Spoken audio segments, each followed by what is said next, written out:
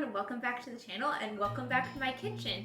As you guys know, Valentine's Day is literally just around the corner, so I wanted to make some really fun desserts and sweets with that theme. So for this one, we're going to dive into making some sugar cookies, some heart-shaped sugar cookies, and I have a really good sugar cookie recipe and royal icing for it, and I really like to do some special things with it, so I'm super excited to show it to you, and without any further ado, we're gonna get on to the video. First thing we're going to do is grab out 2 sticks of butter. We need 1 cup, so it's going to take 2 sticks. I should have pulled this out before I went to work today, but that's totally fine. We just melt it in the microwave, and we'll want it to get to a fairly liquidy form. It can have a couple chunks in it, but just good enough to mix together.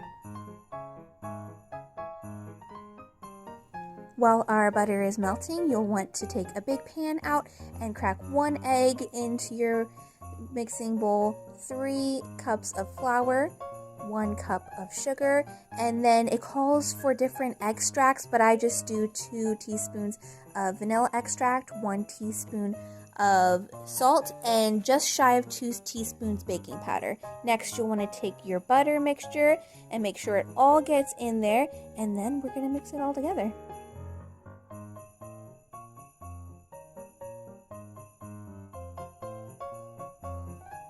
Once you put it in your stand mixer, you'll want to start at a low speed and then progressively get faster as your batter comes together. This dough definitely was a lot more crummy, I guess. It did not stick together as well. Just sometimes it doesn't. So I put it all out and started pressing it together.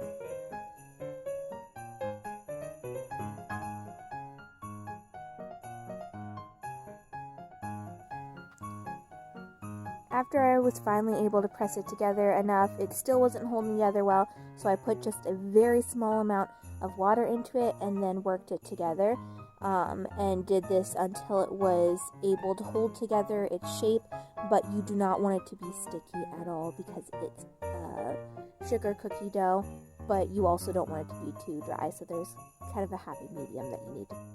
After that is done and your dough is together, you'll want to flour a surface nicely so that your dough does not stick onto the counter, and then put a little bit of flour on top. I have this marble rolling pin. It actually helps to speed up the process a lot because it is heavier and it also doesn't adhere as much to the dough. And just make sure to flour the surface a little bit as you go, but you don't want too much flour on the surface that it creates a dry consistency.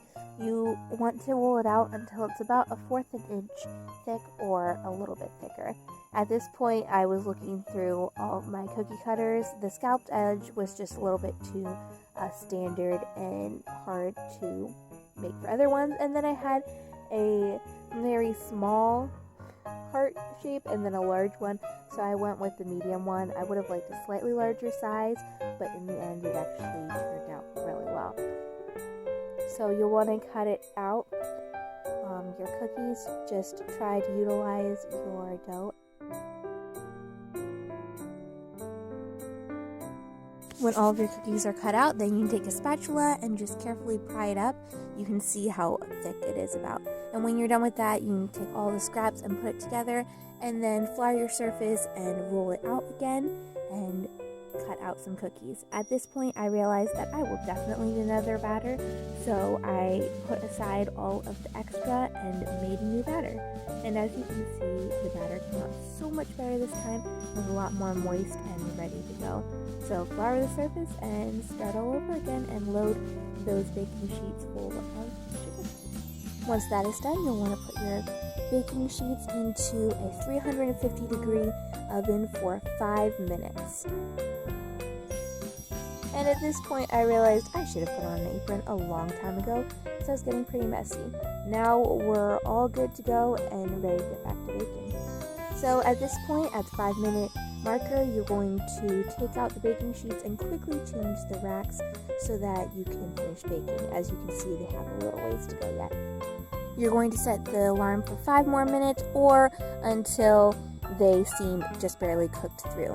You don't want them to be raw, but you also want them to barely be golden brown on the bottom. This way you'll get a really yummy sugar cookie that is moist and it also lasts for a long time. At this point, you want to carefully get the cookies off the tray after they've set for just a few minutes and lay them on a cooling tray. As you can see with that one, it's not burnt, but it's darker than we wanted. Next thing, it is time for the frosting. I actually doubled the recipe, so the quantities showing up on the screen will be doubled, but I actually ended up making 3 recipes in the end because I divided all of it and realized I just needed more. But it's really simple. The toughest part about the icing is probably just dividing the egg whites and mixing it together because it gets to this very thick consistency that's almost like a glue, as you can. So now, since we have our icing together, it is time to mix up the colors. So you need lots of bowls, some spoons if you don't have spatulas, but if you have spatulas, definitely use those because they are so much easier to get the dye and everything around nicely. You also need lots of toothpicks and time for all the colors you want. As you can see, I had a lot of colors I wanted to try out, but as soon as you know what colors you are going to be using, then you'll know how to divide your icing into the right amounts. And if you want more pink and less black, then just portion out the icing accordingly. So this point of the process takes a little bit longer because of the type of icing we're using. It's a royal icing and it crusts over a lot quicker because of it having the egg whites and cream of tartar in it, which is what we want, but you have to work quickly with it. So first you'll want to dye your icing to the desired color, and after that is done, you're going to take your spoon and just kind of see how the icing falls off of the spoon. If it plops off with no effort, then it's good. You don't want it to be super thick. You just want it to be workable enough to make a border, and it's going to be your border icing.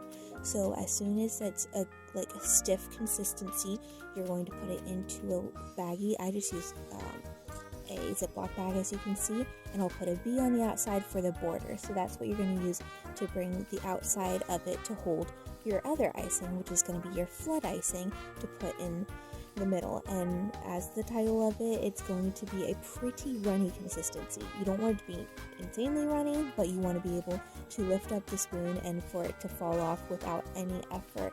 It's going to be a nice flood icing to put in the middle. And then you'll put that into a baggie and put an F on it just to symbolize for flood icing, so you know for later.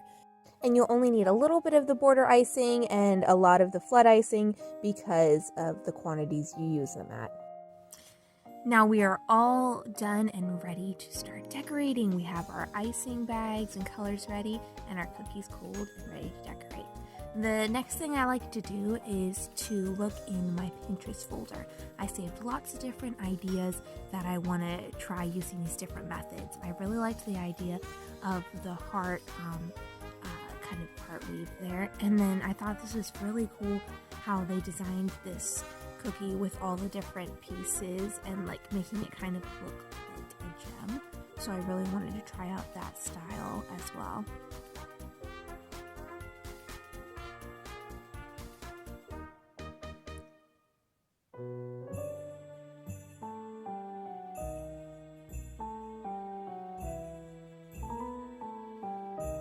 And then I really liked the waffle kind of ice cream look of that and wanted to emulate that.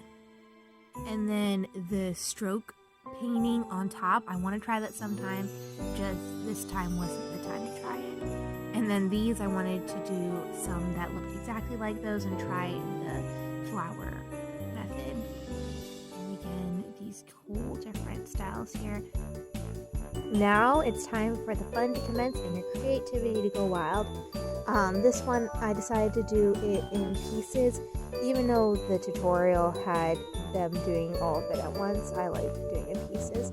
So what you do is, like I showed you, the beginning part you do an outline, the border with your border icing, which is tougher so that it can keep the flood icing in it. I like to put down the border and then fill it with some flood icing and then use a toothpick to spread it out.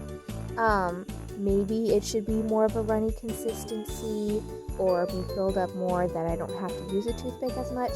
But if I use a toothpick, I don't have to use so much icing, and I don't know, I just like the control that it gives to the situation. So what I'm doing for all of these first is I'm laying down the first layer. So the tan ones I'm going to be putting on a grid later to make it look like a ice cream cone, and then these here I'm going to add the different pieces, piece by piece, like I'm showing you. I wasn't ecstatic about the colors that I used in the end, but it was fun getting to do a different technique. And then the blue ones that I did, I'm going to add other pieces to it and layers to it later. But you have to let it dry if you are going to put writing on top or anything like that, so that it sets on top and it doesn't sink into the icing. And I'll show you some of those techniques in a moment. Oh, also remember to work very quickly with your icing. When you put the flood icing in there, you only have literally a few seconds before it starts to harden and you can't move. So this technique I really like. So you fill up your cookie, and what you do is you fill it up with one color, and then you take another color and you just put dots in the icing, as you'll see in a second.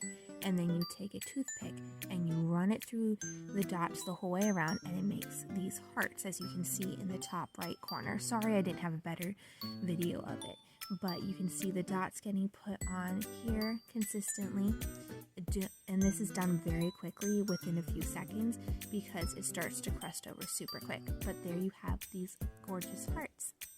So if you've ever been wondering how to do that, that's how to do it. And also, if you just want cute polka dots that sink into the icing, do exactly what I did. Just don't bring the toothpick through it, and you'll have these dissolved dots into it. You just have to do it right after you put your normal flood icing on. And this one I decided to do just half a heart and then add another color later. So now we're back to our blue cookies. So the technique was to put down the blocks or circles for the flowers. So I did that, and then I put down the dots. And later, what I did was I took the same color and did just a simple swirl on top of those dots to make them look like flowers. But first they needed to set so that I could put the stuff on top. And that cookie I actually took care of a mistake, but this is all of the aftermath and the huge mess of decorating cookies. Guys, I can't believe how good this looks. Yes, it takes a lot of time and it does take some work, but these are masterpieces in and of itself, and I love how they turned out. They're so pretty. So you could serve them up and eat them right now, or something I really like to do is to package them up. So I got this package of like cookie baggies from Hobby Lobby, some scissors and some ribbon, and I bagged them up to make them look extra pretty and cute. So you take your sugar cookie, you just put it into the baggie, try to make sure it's fairly straight. It can be on the side too. But then you want to take your ribbon, just cut maybe like an 8-inch piece, and tie it around. You can tie it in just a simple bow, and this part is actually a little more difficult than it looks because you have to keep the top part of it straight, but you can tie it up in a simple bow if you would like. I didn't really like the look of it so much, so I decided to curl it. Please be careful using the scissors, and yeah, but it's a really fun technique. If you don't know how to do it, you can look it up, but yeah, that's something that I like doing with it. So I just did that with all the rest of them, coordinating the white and red ribbon.